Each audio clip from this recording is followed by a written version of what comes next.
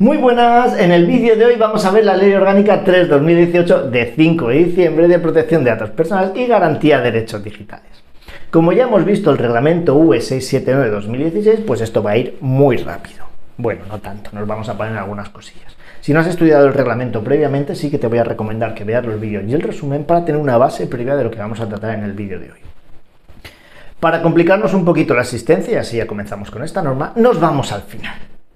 Como te habrás dado cuenta, es una ley orgánica, porque así lo dice su nombre, Ley Orgánica 3/2018. Pero si te fijas en la disposición final primera, vemos que más de la mitad de ella tiene carácter de ley ordinaria. Fíjate lo que nos dice aquí. ¿Cuántos de los artículos son de carácter ordinario dentro de esta ley orgánica? Si vemos también la disposición adicional tercera, nos habla del cómputo de plazos que se va a contar dentro de esta ley ordinaria. Pero como este es un tema que ya controlas perfectamente por tu dominio de la 39/2015, lo pasamos rápido. ¿Qué tenemos aquí? Plazo por días, plazo por semanas, ojo, meses o años, y eso de que el último día de plazo, si es inhábil, se entenderá prorrogado al primer día hábil siguiente. Nada que no sepas, todo esto lo dominas perfectamente. Y siguiendo por el final, podemos consultar el título 10 de la norma que nos habla de la garantía de los derechos digitales. Hay 17 derechos en total de la era digital, 17 derechos digitales de la era digital. No son los derechos habituales que ya conoces, pero como ya nos preguntan cualquier cosa, yo lo dejo aquí por si acaso. Bueno, pues ahora sí, cerramos el final y nos vamos al principio. ¿Qué toca ver cuando iniciamos una norma? Su objeto. Fíjate lo que dice, adaptar el ordenamiento jurídico español al reglamento UE 679/2016. Por eso te recomendaba que antes de ver esta ley orgánica, estudiar o darle un vistazo al reglamento, porque lo que hacemos es su adaptación. Para que nos entendamos de una forma sencilla, el reglamento va a ser la norma básica en protección de datos para toda Europa y esta ley orgánica 3/2018 es nuestra adaptación específica de la protección de datos para España. Y por eso toda la ley orgánica está llena de referencias al reglamento. Por tanto, su objeto es adaptar el ordenamiento jurídico español al reglamento y además completar sus disposiciones y también garantizar los derechos digitales de la ciudadanía conforme a lo que dice la Constitución en su artículo 18.4. Si no te acuerdas, lo repasamos. Artículo 18.4 de la Constitución es: la ley limitará el uso de la informática para garantizar el honor, la intimidad personal y familiar de los ciudadanos y el pleno ejercicio de los derechos. La ley, en este caso, Ley Orgánica 3/2018. Bien, pues ya tenemos su objeto. Vámonos a su ámbito de aplicación. Se va a aplicar esta norma a cualquier tratamiento total o parcialmente automatizado de los datos personales, así como el tratamiento no automatizado contenido o que vaya a ser destinado a un fichero. O sea, que se aplica el tratamiento total o parcialmente automatizado de datos personales, así como el tratamiento no automatizado que vaya a ir a un fichero. También nos dice cuándo no va a ser de aplicación esta norma, pero que sepas que cuando no es de aplicación esta norma, a la materia a la que se refiere se va a regir por su normativa específica si la hubiere y supletoriamente por el reglamento y por la ley orgánica. ¿Qué es lo que no va a estar dentro de la aplicación de la Ley Orgánica de Protección de Datos? Pues nos dice todo lo que está en el artículo 2.2 del reglamento, los datos de las personas fallecidas, salvo una cosita que veremos ahora, y los tratamientos sometidos a normativas de protección específicamente clasificadas.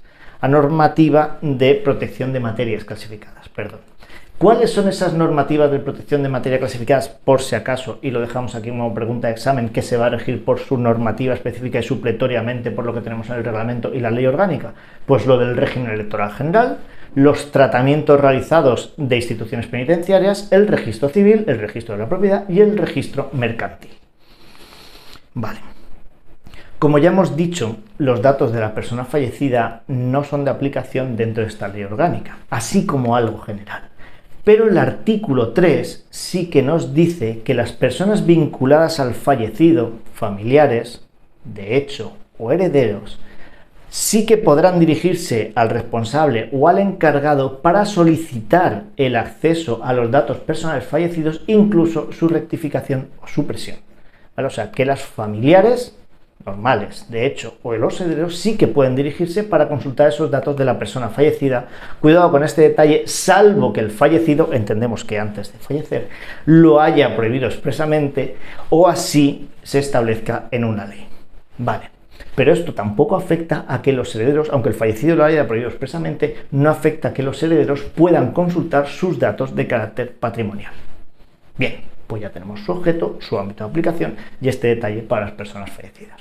Y con ello cerramos el título 1, que son las disposiciones generales. Y podemos pasar ya al título 2, que nos habla de los principios de protección de los datos. Este es rápido, ¿vale? El título 2 lo pasamos rapidito. Además, porque ya lo hemos visto prácticamente todo en el reglamento. Nos habla exactitud de los datos. ¿Te acuerdas, verdad? Los datos serán exactos y, si fuese necesario, actualizados. El deber de confidencialidad, tanto del responsable como del encargado, como de cualquier persona que intervenga en cualquier fase del tratamiento de datos, ese deber de confidencialidad. La definición que también tenemos aquí, en este título 2, la definición de interesado o afectado, dependiendo de dónde estemos mirando, nos dice que es de interesado o nos dice que es afectado, que es toda manifestación de voluntad libre, específica, informada e inequívoca por la que éste acepta, ya sea mediante una declaración o una clara acción afirmativa, estos son muchos detalles, el tratamiento de datos personales que le conciernen. Esa definición de consentimiento, o sea que el interesado o el afectado sí da esa afirmación para que se puedan tratar sus datos personales de una forma libre, específica, informada e inequívoca, que quede así en una declaración o una clara acción afirmativa. Tiene lo suyo, ¿eh? Luego también tenemos aquí el consentimiento para menores de edad, y aquí nos llegan muchas preguntas, que esto es bastante interesante. ¿Qué nos dice aquí el reglamento? El reglamento UE, dice que el tratamiento de los datos personales de un niño se considera lícito cuando tenga como mínimo 16 años, ¿vale? Pero también este reglamento nos dice, los Estados miembros, nosotros, podremos establecer por ley orgánica, nuestra, 3/2018, una edad inferior para que se entienda lícito siempre que no sea inferior a 13 años. Perfecto. Nosotros, en nuestra Ley Orgánica de Protección de Datos, en su artículo 7, tenemos que el tratamiento de los datos personales de un menor de edad únicamente podrá fundarse en su consentimiento cuando sea mayor de 14 años. Cumplimos con la norma. Entonces, Paco, si me preguntan sobre la edad de un menor, pues yo te tengo que preguntar, ¿desde dónde viene la pregunta? Viene desde el reglamento, 16 años, y da la posibilidad por ley de rebajar esa edad siempre que no sea inferior a 13. Y si la pregunta viene desde la ley orgánica, 14 años. Ya está. Pues con esto podemos cerrar el título 2, principios de protección, y ahora sí saltar al título 3, que son los derechos de las personas. Esto sí, son los derechos que conoces, los derechos reconocidos que en la ley orgánica. Pues fíjate, los derechos reconocidos que tenemos en la ley orgánica son exactamente los mismos derechos que hay en el reglamento. Derecho de acceso, derecho de rectificación, derecho de supresión, de olvido, derecho a la limitación del tratamiento, derecho a la portabilidad de los datos y derecho de oposición. Pues fíjate, jugando un poquito con las iniciales de estos derechos, los he tirado al aire, los he movido así un poco y tal y como han caído al suelo, los he ordenado y me ha salido una regla mnemotécnica y me ha salido la palabra soplar. Soplar, con sus iniciales tenemos todos los derechos, un poquito desordenados. Supresión, olvido, portabilidad, limitación, acceso y rectificación. Soplar. Aquí lo tenemos, por si acaso nos llega esa pregunta que nos dice cuál de este derecho está reconocido dentro de la ley o dentro del reglamento, o cuál de estos derechos no está reconocido dentro de la ley y dentro del reglamento. Yo me apunto el soplar al lado, que se parece mucho a otras reglas mnemotécnicas que tenemos, y voy supresión, olvido, portabilidad, limitación, acceso, rectificación, y luego pues lo voy comprobando. Si quieres lo repasamos un poquito de forma rápida, ¿vale? Y ya lo dejamos todo hecho. Derecho de acceso. El interesado tendrá derecho a obtener del responsable del tratamiento confirmación de si están tratando o no los datos personales que le conciernen. ¿Se puede considerar repetitivo este derecho? Sí, si se realiza en más de una ocasión durante el plazo de 6 meses, salvo que haya causa legítima para ello. Y si mezclamos esto con el reglamento porque entendemos que el derecho de acceso se ha considerado repetitivo porque se ha accedido en más de una ocasión en el plazo de 6 meses, aquí el responsable podría poner un canon razonable o negarse a actuar. No es mala idea esto para aplicarlos con nuestras familias. De vez en cuando nos piden una cosa en más de una ocasión en el plazo de 6 meses, podríamos negarnos a actuar o ponerles un canon razonable. Escucha, ahí lo dejamos, pero volvemos. ¿Vale? Derecho a acceso, si se están tratando o no los datos personales, se puede considerar repetitivo si se accede a esa comprobación más de una vez en un plazo de 6 meses, salvo que haya causa legítima para ello, y se considera así, puede haber un canon razonable o negarse a actuar por parte del responsable. Luego teníamos el derecho de rectificación, que rectifica esos datos inexactos, que como ya sabemos se va a realizar sin dilación indebida por parte del responsable. Derecho de supresión, que es el derecho al olvido, suprimir los datos personales que nos conciernan, que hay una serie de circunstancias para ello. Luego derecho a la limitación del tratamiento, limitar el uso de nuestros datos personales, también con una serie de circunstancias. El derecho a la portabilidad de los datos, que es poder transmitir los datos personales de un responsable a otro y se va a realizar en un formato estructurado de uso común y de lectura mecánica. Y ya por último tendríamos el derecho de oposición, que es en cualquier momento el interesado tendrá derecho a oponerse por motivos relacionados con su situación particular a que sus datos personales sean tratados. También puede oponerse para la elaboración de perfiles o para la mercadotecnia directa. Ya tenemos el repaso de los derechos. Pues bien, estos derechos podrán ejercerse directamente. El responsable está obligado a informar al afectado de los medios a su disposición que hay para ejercer estos derechos, debiendo ser fácilmente accesibles poder realizar estos derechos. Luego, el deber de responder a las solicitudes de estos derechos es del responsable y todas las actuaciones llevadas por el responsable para atender estas solicitudes de sus derechos tienen que ser gratuitas. Marcamos eso, ¿vale? Salvo, como ya sabes, que se considere repetición en un plazo de 6 meses, que puede poner un canon o negarse, o que suponga un coste desproporcionado para la administración, entonces el afectado será el que asuma este coste. Pero inicialmente todas las actuaciones llevadas a cabo por el responsable para atender las solicitudes de los derechos serán gratuitas. Bien, pues con este repaso a los derechos podemos pasar a ver a nuestros queridos responsables y encargados del tratamiento y también al delegado de protección de datos. ¿Te acuerdas, verdad? Ahora te pregunto otra vez. ¿Te acuerdas de sus definiciones? ¿Cuáles serán? Vamos con ello. Responsable del tratamiento. Por repasito. Persona física o jurídica, autoridad pública o servicio público u otro organismo que solo o junto con otros determinen los fines y medios del tratamiento. Ese será el responsable, persona física o jurídica. El encargado del tratamiento, prácticamente lo mismo, persona física o jurídica, autoridad pública, servicio u otro organismo que trate datos personales por cuenta del responsable del tratamiento. Ya tenemos el repaso del responsable y del encargado. Pues bien, vamos al título 5 de esta ley orgánica. El título 5, como tal, está llenísimo de referencias al reglamento. Y casi resulta más sencillo repasar el reglamento que comprender lo que tenemos aquí en los artículos. Yo creo que hacemos un resumen con la parte más importante de lo que tenemos aquí y lo demás relacionado con el responsable y el encargado es mejor repasarlo del reglamento, de los vídeos o del resumen que ya tenemos. Vamos con esos detalles. El responsable y el encargado deben garantizar y acreditar que el tratamiento de datos personales es conforme al reglamento, a la ley orgánica y a sus normas de desarrollo. Luego tenemos que también los responsables y el encargado, o en su caso sus representantes, deberán mantener un registro de actividades del tratamiento, salvo excepción. ¿Te acuerdas de esa excepción? ¿Cuándo podíamos exceptuar a una empresa o una organización de ese registro de actividades? Pues cuando esa empresa o esa organización empleen a menos de 250 personas. También el responsable podrá bloquear los datos. Estará obligado el responsable a bloquear los datos personales cuando proceda a su rectificación o su supresión. Y luego en el artículo 33 nos habla exclusivamente de una cosita del encargado del tratamiento, que es que nos dice que no se considera comunicación, y esto lo marcamos, no se considera comunicación el acceso por parte del encargado a los datos personales cuando resulte necesario para la prestación de un servicio a un responsable. Le damos la vuelta. ¿Cuándo no se va a considerar comunicación de acceso por parte de un encargado?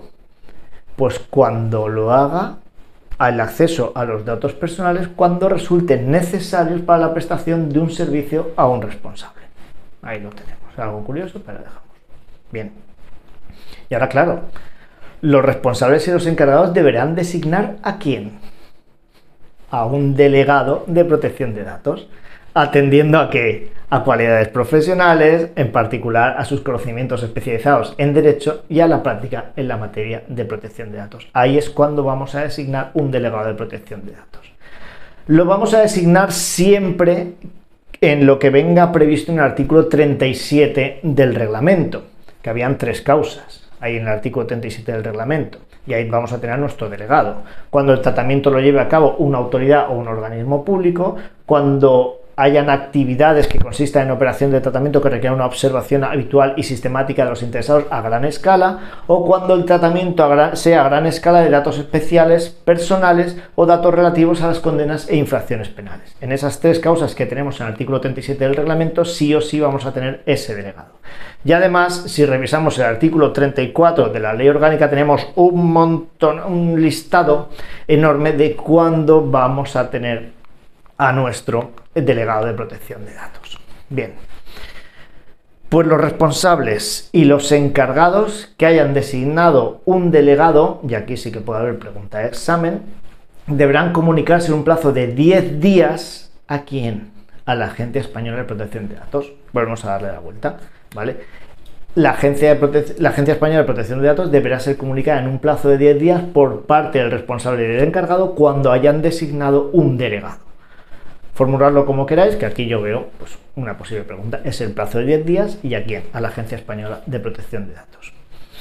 Pues cosicas que nos quedan del delegado que tenemos en esta ley, que va a actuar como interlocutor del responsable y del encargado ante la Agencia Española de Protección de Datos y también ante las autoridades autonómicas de protección de datos, que cuando el delegado sea una persona física y esté integrada en la organización del responsable o del encargado, no podrá ser removido ni sancionado ni por el responsable ni por el encargado por desempeñar sus funciones, que se garantiza la independencia de este delegado dentro de cualquier administración, evitando, eso sí, en cualquier momento el conflicto de intereses, y que tendrá acceso a los datos personales y a los procesos del tratamiento, no pudiendo oponerse este acceso ni por el responsable ni por el encargado. Bueno, pues ya está. No está mal para el primer vídeo de la Ley Orgánica 3/2018 de protección de datos personales y garantía de derechos digitales. Nos ha quedado bastante bien. Hacemos un resumen de lo que hemos visto. No todo es ley orgánica, hay parte de ley ordinaria. Hay 17 derechos digitales de nueva era. Hemos visto su ámbito de aplicación y los que se rigen por su normativa específica. También hemos visto la protección de los datos, los principios de la protección de los datos, incluyendo los de la edad de 14 años en la ley orgánica, que si nos íbamos al reglamento eran 16 y por ley se podía bajar a 13. Hemos visto los derechos que hay reconocidos, que son los mismos que están en el reglamento, y los hemos remezclado para que nos haga una regla mnemotécnica con una palabra: soplar, supresión, olvido, portabilidad, limitación, acceso, rectificación, soplar. También hemos visto al responsable un poco, hemos visto un poco del encargado y también hemos visto al delegado de protección de datos cuándo es necesario y cuál es su posición. Pues ya está. Cerramos el primer vídeo de la Ley Orgánica 3/2018 de 5 de diciembre de protección de datos personales y garantía de derechos digitales. Pues nada, qué decirte, como siempre, que muchísimas gracias por siguiendo los vídeos, por estar los directos, por apoyar el proyecto y por seguir trasteando pues la aplicación de Testea. Así que nada, el resumen ya está disponible, en breve te pongo el podcast y nos vemos en el próximo vídeo. Hasta